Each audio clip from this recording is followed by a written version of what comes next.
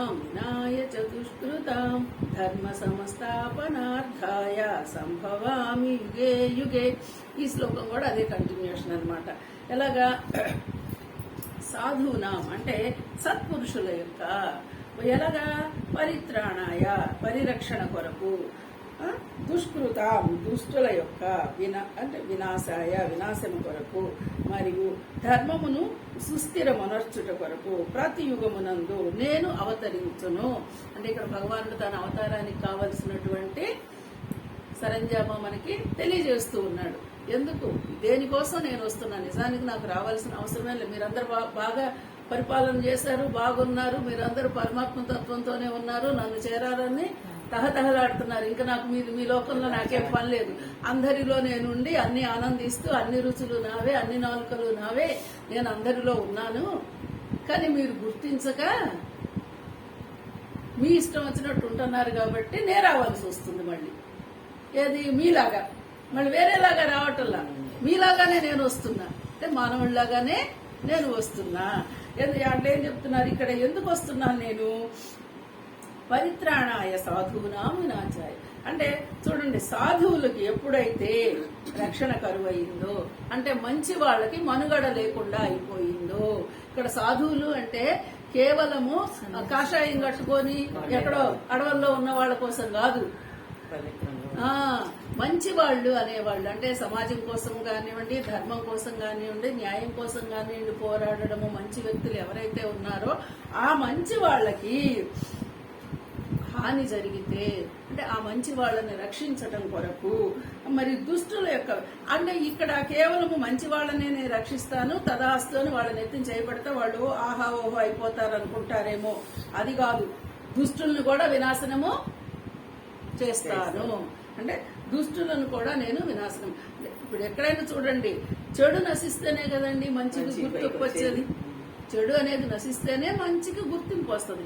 చెడు ఇప్పుడు మీకు ప్రవాహం ఉంది, ఆ మురుగునీరు వస్తూ ఉందంటే మీరు ఉపయోగించం కదా, మరి ఆ మురుగునీరు అయిపోవాలి, అయిపోయి మంచినీరు వస్తేనే మనకి, అంటే ఈ చెడంతా పంపించేయాలి. ఆ చెడుని కూడా నేను పోగొట్టడం కోసమే ఉన్నానయ్యా, వస్తున్నాను అని చెప్తున్నాడు.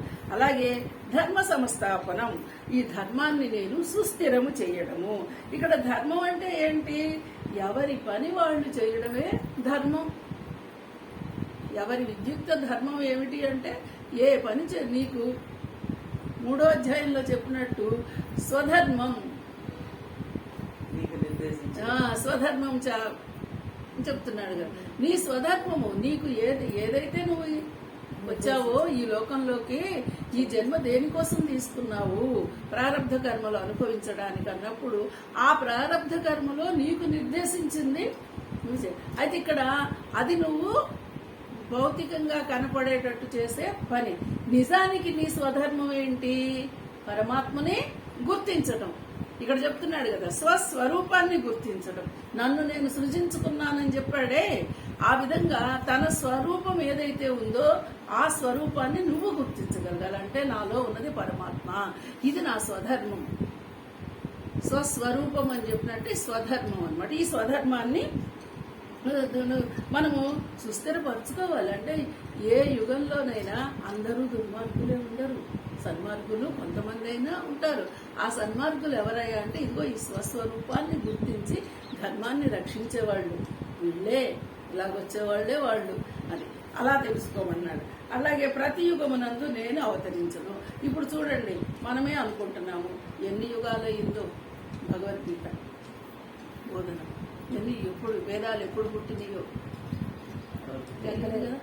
ఇప్పుడు తర్వాత కాలంలో ఇదిగో శంకర్ల వారు ఇలా భాష్యం రాశారు, ఇలా చెప్పారని మనకి గత 1000 సంవత్సరాల నుంచి మళ్ళీ అంటే యుగాలే కదండి, ఇదే కదండి రిపీట్ అవుతుంది. ఇదే కదా మనకి చెప్తున్న న్యాయము ధర్మము. ఎవరో వస్తారు ఏదో చేస్తారు అని మనం ఎలా కూర్చుంటామండి? ధర్మాన్ని రక్షించడానికి మన వంతు మనము చేయవలసిందే, అధర్మాన్ని మనము ఖండించవలసిందే. ప్రతి వ్యక్తికి ఉన్న బాధ్యత ఇది.